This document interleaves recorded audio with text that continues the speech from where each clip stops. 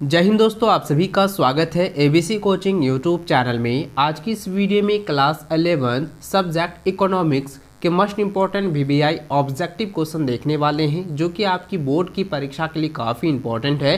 तो सभी छात्र अंत तक बने रहें और आप सभी छात्र इस वीडियो में बताए गए सभी क्वेश्चन व आंसर को अपने कॉपी में नोट कर लीजिए और परीक्षा से पहले इन सभी क्वेश्चन को अच्छे से रट लीजिएगा, क्योंकि इसी में से कई सारे क्वेश्चन जो है आपकी बोर्ड की परीक्षा में पूछे जाएंगे। और दोस्तों, आप इसी प्रकार की वीडियो आगे भी पाना चाहते हैं तो आप हमारे चैनल पर नए हैं तो चैनल को अभी के अभी सब्सक्राइब कर लें। साथ ही दोस्तों, बेल आइकन को प्रेस करके ऑल पर सेलेक्ट कर लें, ताकि इसी प्रकार की वीडियो की नोटिफिकेशन आप सबों को मिलती रहे। तो चलो दोस्तों, आगे क्वेश्चन की ओर चलते हैं।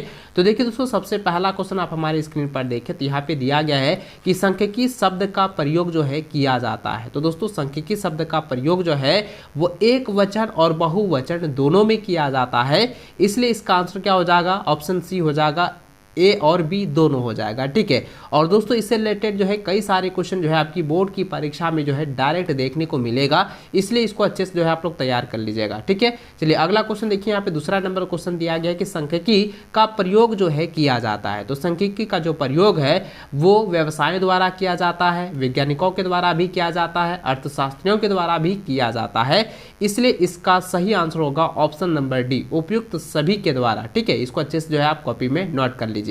अगला क्वेश्चन यहाँ पे दिया गया है तीसरा नंबर कि कालमों और पंक्तियों के रूप आंकड़ों का क्रमबद्ध व्यवस्था को कहते हैं। तो दोस्तों, इस व्यवस्था को हम लोग कहते हैं सारणीयन। ऑप्शन नंबर ए इसका सही आंसर होगा। इसको अच्छे से आप लोग जो है याद रखेंगे। ठीक है।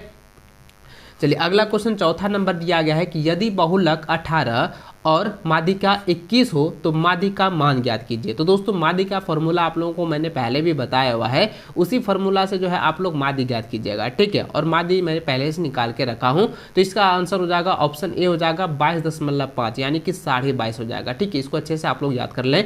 अगला क्वेश्चन देखिए, यहाँ पे पांचवा नंबर दिया गया है कि सह संबंध गुणांक सदैव होता है। तो दोस्तों, इसका आंसर हो जाएगा -1 और +1 के बीच में होता है। ठीक है।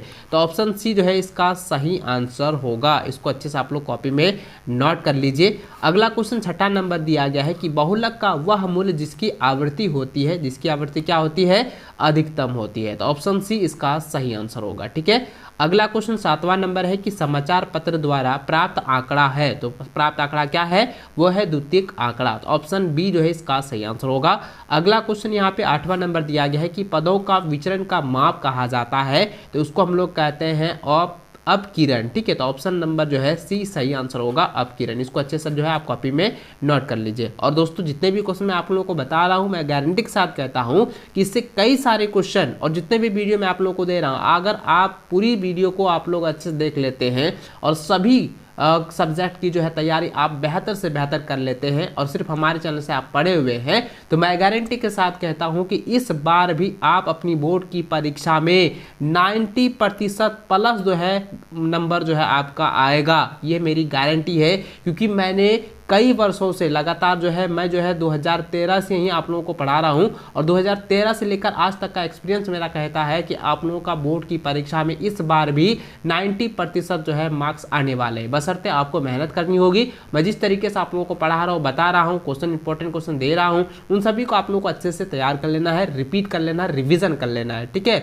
चलिए अगला क्वेश्चन देखिए, तो यहाँ पे 9 नंबर क्वेश्चन दिया गया है कि प्रोफेसर पीसी महालानोबिस कौन है? तो दोस्तों, यह जो है वो अर्थशास्त्री है। ठीक है। तो ऑप्शन नंबर ए जो है इसका सही आंसर होगा। अगला क्वेश्चन काफ़ी इंपॉर्टेंट है, जिसमें दिया गया है कि the formula of the quantities divisions, यानी कि क्यूडी इज, यानी कहता है कि चतुर्थांश विचलन क्यूडी का जो है सूत्र होता है। तो दोस्तों, इसका सूत्र क्या होता है और आप मुझे कमेंट करके बताएंगे, क्योंकि मैंने इसको कई बार पढ़ाया हुआ है। तो दोस्तों, इसका आंसर क्या होगा? ऑप्शन नंबर डी हो जाएगा, Q3 - Q1/2। ठीक है। इसको आपको मैंने पहले भी बताया हुआ है, इसको आप लोग अच्छे से तैयार कर लेंगे। अगला क्वेश्चन 11 नंबर दिया गया है कि आधार वर्ष का सूचांक का मूल्य क्या होता है? तो इसका आंसर क्या हो जाएगा? 100, यानी कि 100 होता है। तो ऑप्शन ए जो है इसका सही आंसर होगा। अगला क्वेश्चन दिया गया है 12 नंबर की यदि 40 50 x 78 58 का समांतर माध्य जो है 56.2 है, तो x का मान बताइए। तो यानी कि x का मान आप लोगों को यहाँ पे बताना है। ध्यान देंगे दोस्तों, यहाँ पे माध्यक का जो है यानी कि माध्य का जो है मान पहले से दिया हुआ है, तो माध्य के फार्मूला आप लोग लगाएंगे और उसी के अनुसार आपको बनाना है। तो इसका आंसर होगा दोस्तों ऑप्शन ए हो जाएगा 55। ठीक है, इसको अच्छे से याद रखेंगे। अगला क्वेश्चन देखिए 13 नंबर दिया गया है कि प्राथमिक आंकड़े होते हैं, तो प्राथमिक आंकड़े जो है वो होते हैं अनुसंधानकर्ता द्वारा एकत्रित आंकड़ा। ऑप्शन बी जो है इसका सही आंसर होगा। अगला क्वेश्चन 14 नंबर है कि निम्न में से किसका निर्धारण रेखा चित्र द्वारा नहीं किया जा सकता है, तो इसका आंसर हो जाएगा माध्य। ऑप्शन ए जो है इसका सही आंसर होगा। अगला क्वेश्चन है 15 नंबर कि किनके सूत्र का सूचांक निर्माण के लिए आदर्श माना जाता है, तो इसका आंसर हो जाएगा फिशर का सूत्र। ऑप्शन बी इसका सही आंसर होगा। अगला क्वेश्चन है 16 नंबर दिया गया है कि एक अच्छे औसत का गुण होते हैं, तो दोस्तों यह जो है आप सभी के लिए काफ़ी इंपॉर्टेंट है, क्योंकि इसके बारे में मैंने आपको पहले ही बताया हुआ है। क्योंकि अच्छे औसत का गुण जो होता है वह स्पष्ट एवं स्थिर परिभाषा का होता है, सरल होता है यानी कि सरलता होती है, और निरपेक्ष संख्या में होती है। तो इसलिए दोस्तों इसका सही आंसर क्या होगा, ऑप्शन डी हो जाएगा, इनमें से सभी। ठीक है, याद रखेंगे। अगला क्वेश्चन देखिए 17 नंबर जो है यहाँ पे ग्राफ से दिया गया है, इसको आप लोग अच्छे से पढ़ेंगे। यहाँ पे दिया गया है कि निम्न चित्र में सह संबंध का परिमाण क्या है, तो इसमें दोस्तों ध्यान देंगे कि यहाँ पे y और x के अनुरूप यहाँ पे दर्शाया गया है। तो दोस्तों इसमें r का जो मान है, सह संबंध का परिमाण जो है वो -1 होगा। ऑप्शन सी इसका सही आंसर होगा। अगला क्वेश्चन 18 नंबर दिया गया है कि विस्तारण का गुणांक सूत्र क्या होता है, तो विस्तारण का गुणांक सूत्र होता है L - S बटा L प्लस S। तो ऑप्शन नंबर सी जो है इसका सही आंसर होगा। अगला क्वेश्चन देखिए 19 नंबर दिया गया है कि प्रमाण विचलन का सूत्र होता है, तो प्रमाण विचलन का फॉर्मूला होता है √σ(dx²/n)। ऑप्शन जो है डी इसका सही आंसर होगा। अगला क्वेश्चन 20 नंबर है कि किसने कहा कि अर्थशास्त्र धन का विज्ञान है, तो इसका आंसर क्या हो जाएगा, एडम स्मिथ हो जाएगा। ऑप्शन सी इसका सही आंसर होगा। इन सभी क्वेश्चन में से कई सारे ऐसे क्वेश्चन हैं जो कि पहले भी पूछे गए हैं और इस बार भी आने के पूरे चांस है, 100% पूछे जाएंगे। इसलिए दोस्तों मैं आप लोगों से बार बार कहता हूं, क्योंकि आप मेरे छोटे भाई बहन हैं, इसलिए मैं बार बार आप लोगों को कहता हूं कि इस बार भी अगर आपको 90% अंक लाने हैं तो आपको जो है अच्छे से अच्छी तैयारी करनी होगी। क्योंकि मैंने देखा है कि मैं तो वीडियो बना के आप लोगों को मेहनत करके दे देता हूं, लेकिन आप देखते नहीं है, आप अच्छे से तैयारी नहीं करते हैं। इसलिए मैं आप लोगों को कहूँगा कि आप 100% जो है तैयारी करने के लिए तैयार हो जाइए। और आपने अभी से शुरुआत की है तो कोई बात नहीं, अभी भी आपके पास समय है, आप भी जो है 90% मार्क्स ले आओगे। बशर्ते मैंने जितने भी वीडियो आप लोगों को दी है सभी को आप लोगों को एक बार अच्छे से देखना है, और उनमें जितने भी मैं क्वेश्चन आंसर बताया हूँ उन सभी को आप लोगों को अच्छे से रट लेनी है। ठीक है, आप मेरी बातों को ध्यान में रखेंगे, आशा है कि आप लोग ऐसे करेंगे। ठीक है, चलिए दोस्तों आगे देखिए 21 नंबर यहाँ पे क्वेश्चन देखिए दिया गया है कि आंकड़ों का चित्रमय प्रदर्शन कहलाता है, तो इसका आंसर क्या हो जाएगा, प्रस्तुतिकरण। ऑप्शन सी जो है इसका सही आंसर होगा। अगला क्वेश्चन यहाँ पे देखिए एक आंकड़ा दिया गया है जिसमें दिया गया है कि निम्न आंकड़ों का विस्तार ज्ञात करें। ठीक है, तो यहाँ पे दिया गया है 58 72 35 48 63 81। तो दोस्तों यहाँ पे जो है आंकड़ों का विस्तार अगर ज्ञात करें तो दोस्तों आपको मैंने फॉर्मूला जो है विस्तार करने का बताया था। तो दोस्तों इसका आंसर क्या हो जाएगा, ऑप्शन सी हो जाएगा, 46 होगा। ठीक है, याद रखेंगे ऑप्शन सी 46। ये जो है काफ़ी इंपॉर्टेंट है और इससे रिलेटेड आप लोग नॉमरिकल बना लीजिएगा जो 22 नंबर क्वेश्चन है। ठीक है, इनसे रिलेटेड क्वेश्चन 100% एग्जाम में देंगे। ठीक है, अगला क्वेश्चन देखिए 23 नंबर यहाँ पे दिया गया है कि किस वृत्त चार्ट के केंद्र पर कुल कोण होता है, तो इसका आंसर क्या हो जाएगा, 360 डिग्री। ऑप्शन ए सही आंसर होगा। अगला क्वेश्चन है कि आयत चित्र है, तो आयत चित्र क्या है, यह एक दोस्तों द्विमुखी आरेख है। ठीक है, तो ऑप्शन नंबर जो है 20 का सही आंसर होगा, द्विमुखी आरेख। ठीक है, याद रखेंगे। अगला क्वेश्चन 35 नंबर दिया गया है कि यहाँ पे देखिए एक माध्यिका का यहाँ पे कहता है ज्ञात करने के लिए, जिसमें दिया गया कि निम्न आंकड़ों से जो है माध्यिका ज्ञात कीजिए। ठीक है, 90 100 110 120 130 140 150 160 और 170 तक। ठीक है, याद रखेंगे 90 से लेकर इसके क्रम संख्या में कितना है, 10 की वृद्धि यहाँ पे की गई है, यानी कि L की जो मान है वो 10 है। और दोस्तों आपको ज्ञात करनी है कि इसका जो है CF एफ, ठीक है, इसको आप ज्ञात कर लेंगे। तो यहाँ पे आपको बताया था मैंने पहले भी कि सी एफ और एफ क्या होता है, और इसी के फॉर्मूले से आप लोगों को माध्यिका भी ज्ञात करनी है।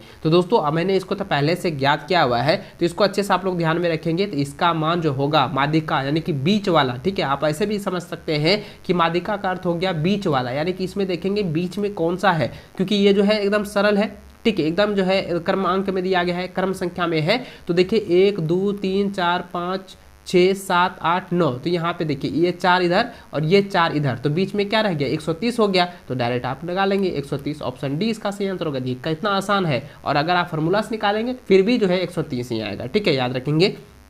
चलिए अगला क्वेश्चन जो है 26 नंबर दिया गया है कि हरित क्रांति जो है सम्मिलित है, हरित क्रांति में सम्मिलित हैं, तो इसका आंसर क्या होगा, ऑप्शन डी हो जाएगा उपयुक्त सभी, यानी कि दोस्तों HYV बीज और कृषि नियंत्रीकरण और रासायनिक उर्वरक इनमें से सभी है, ठीक है, इसलिए दोस्तों ऑप्शन डी इसका सही आंसर होगा। अगला क्वेश्चन 27 नंबर दिया गया कि फेमा कब लागू हुआ, तो इसका आंसर हो जाएगा 1 जून 2000 ईस्वी को, ऑप्शन सी इसका सही आंसर होगा। अगला क्वेश्चन 28 नंबर दिया गया है कि किस प्रकार का निर्धनता से आय की जो है असमानता एवं वितरण का संबंध है, तो इसका आंसर हो जाएगा ऑप्शन नंबर ए हो जाएगा निरपेक्ष निर्धनता, ऑप्शन ए इसका सही आंसर होगा। इसको अच्छे से आप लोग रट लीजिएगा।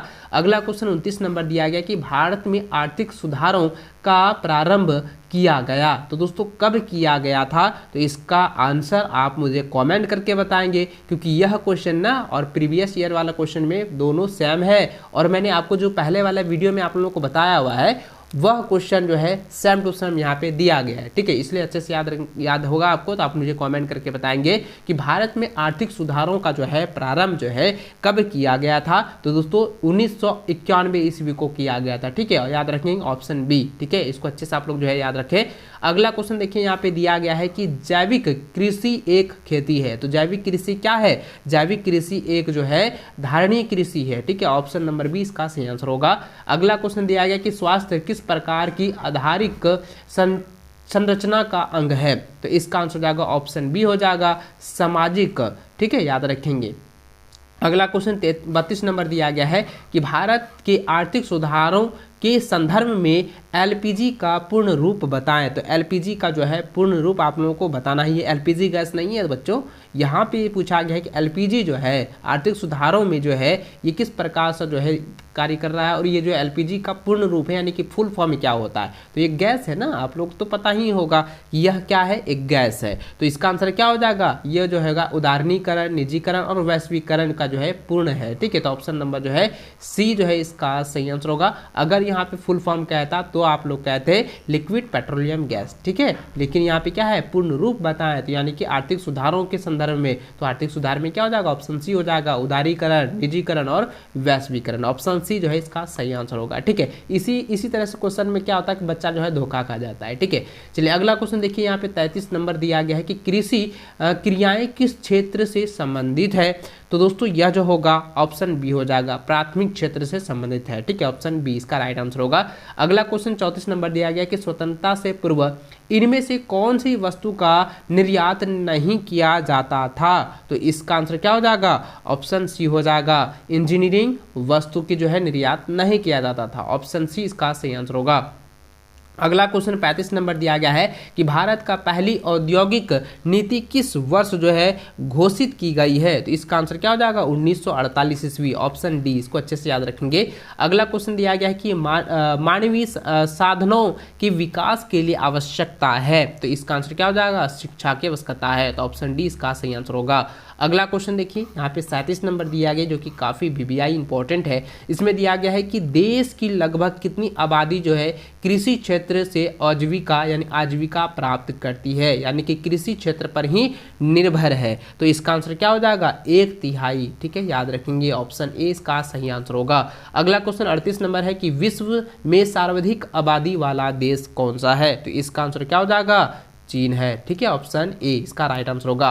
अगला क्वेश्चन 39 नंबर दी गई है कि AAAY का पूर्ण रूप है, यानी कि AAY का जो है फुल फॉर्म आपको बताना है। दोस्तों इसके बारे में मैंने आपको पहले बताया हुआ है, ठीक है, और आप मुझे कमेंट करके बताएंगे तो इसका आंसर क्या होता है अंत्योदय अन्न योजना, ठीक है। जिस तरीके से आपको पता होगा कि जो ग्रामीण क्षेत्र में है या शहरी क्षेत्र में है उन सभी को जो है डीलर के माध्यम से जो है अंत्योदय कार्ड दिया जाता है, अंत्योदय कार्ड ही मिलता है, जिसको हम लोग कहते हैं अंत्योदय अन्न योजना, ठीक है। डीलरों के द्वारा जो है आपको ये जो है अन्न दिया जाता है, ठीक है, खाद्य दिया जाता है, ठीक है। चलिए अगला क्वेश्चन की ओर चलते हैं।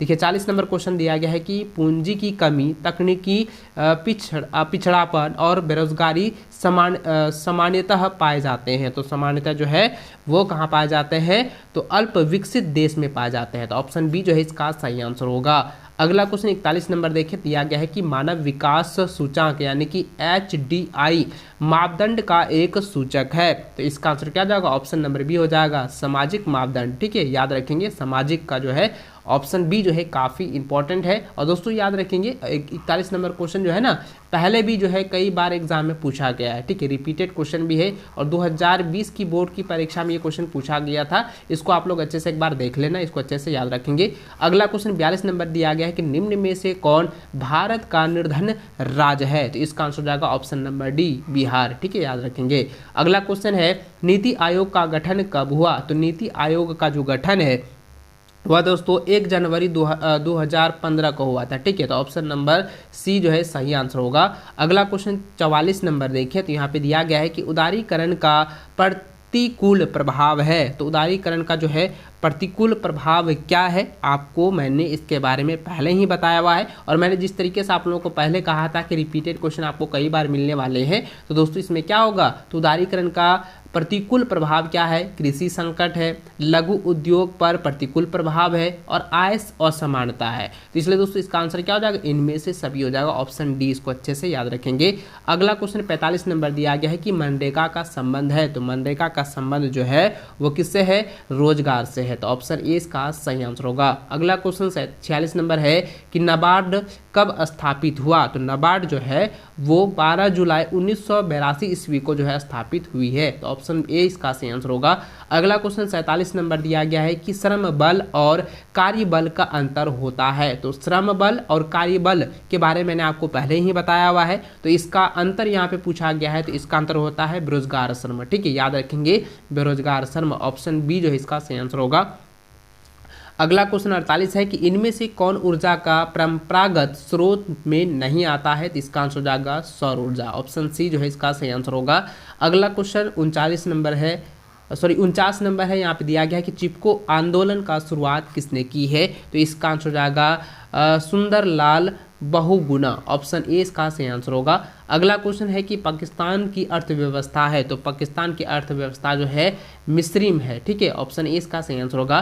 दोस्तों इस वीडियो में जो है क्लास 11th इकोनॉमिक्स के मैंने आपको जो है 50 क्वेश्चन बताए हैं। अगर आप 50 में से 50 क्वेश्चन आप अच्छे से रट लेते हैं तो इससे कई सारे क्वेश्चन लगभग जो है आपका दोस्तों 75% सवाल जो है इसी से जो है पूछे जाएंगे। इनको अच्छे से आप लोग तैयार कर लेना और जितने भी मैं आप लोगों को वीडियो दिया हूँ उन सभी को आप लोग अच्छे से जो है देख लेना, अच्छे से आप लोग पढ़ लीजिएगा। इसको जो है आप प्लेलिस्ट एक बार चेक कर लेंगे, ठीक है। आप लोग दोस्तों एक बार प्लेलिस्ट जो है चेक कर लीजिएगा, उसमें से सभी सब्जेक्ट का जो है वीडियो आप लोगों को मिल जाएगा। उन लोगों को आप लोग अच्छे से तैयार कर लेना है, क्योंकि इस बार भी आपको बोर्ड की परीक्षा में 90% प्लस जो है अंक आप लोगों को लाना है, ठीक है। तो चलो दोस्तों इस वीडियो में बस इतना ही, मिलते हैं नेक्स्ट वीडियो में, तब तक जय हिंद, वंदे।